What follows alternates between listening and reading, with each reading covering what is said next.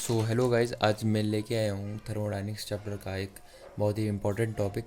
Work कैसे लिखते हैं, रिवर्सिबल और इरिवर्सिबल प्रोसेस के लिए हम वर्क कैसे लिखते हैं, तो हम देख लेते हैं।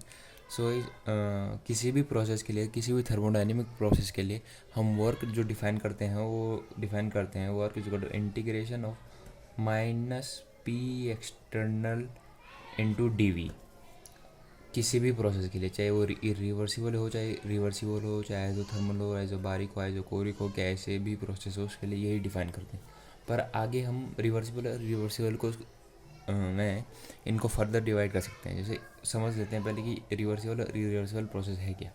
ये रिवर्सिबल प्रोसेस अगर हम मान लें, ये कंटेनर मान लें, ये यहाँ पर पिस्टन लगी हुई है और इसमें कुछ गैस है, कोई आइडियल गैस है या फिर कैसी भी कोई आइडियल या नॉन आइडियल गैस कोई सी भी है, और ये पिस्टन लगा हुआ है। तो गैस का इंटरनल प्रेशर हम पी इंटरनल मान लेते हैं और बाहर का external pressure P external pressure मान लेते हैं। तो इस केस में होता क्या है कि अगर हम पिस्टन का एफ मान लें, पिस्टन का एफ बनाने, फिजिक्स में आपने पढ़ा होगा फ्री बॉडी डायग्राम कैसे बनाते हैं। तो इस तरफ के लिए क्या फोर्स लिखा, पी इंटरनल इंटू एरिया, और इस तरफ के लिए क्या फोर्स लिखा, पी एक्सटर्नल इंटू एरिया। ठीक है ना। तो इरिवर्सल प्रोसेस को ऐसे भी मान सकते हैं जैसे कि कोई कंटेनर के ऊपर ये पिस्टन है और पिस्टन के ऊपर बहुत सारी ईंटें रखी हुई है।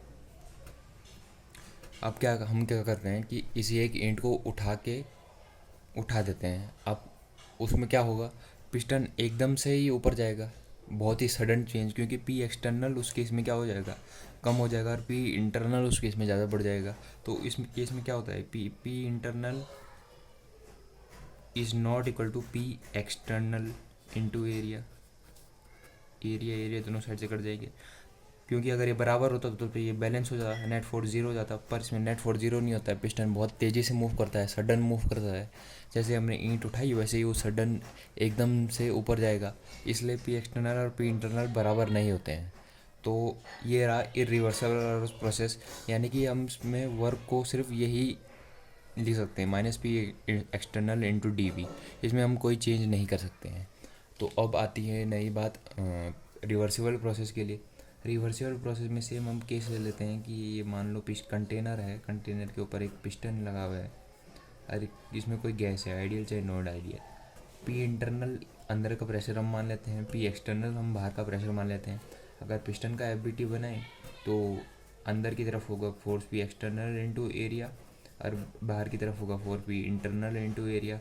अब रिवर्सिबल प्रोसेस में हम उसको ऐसे मान सकते हैं कि जैसे कि कोई कंटेनर है, ये पिस्टन है, पिस्टन के ऊपर बहुत सारी रेत रखी हुई है, बहुत सारी रेत रखी हुई है, अंदर एक गैस है। अब हम क्या कर रहे हैं, चुटकी चुटकी उठा के रेत को फेंक रहे हैं। अब क्या करेगा ये पिस्टन, सडन मूव करेगा नहीं, क्योंकि रेत तो बहुत ही छोटी होती है, उसका वेट तो बहुत ही कम होगा।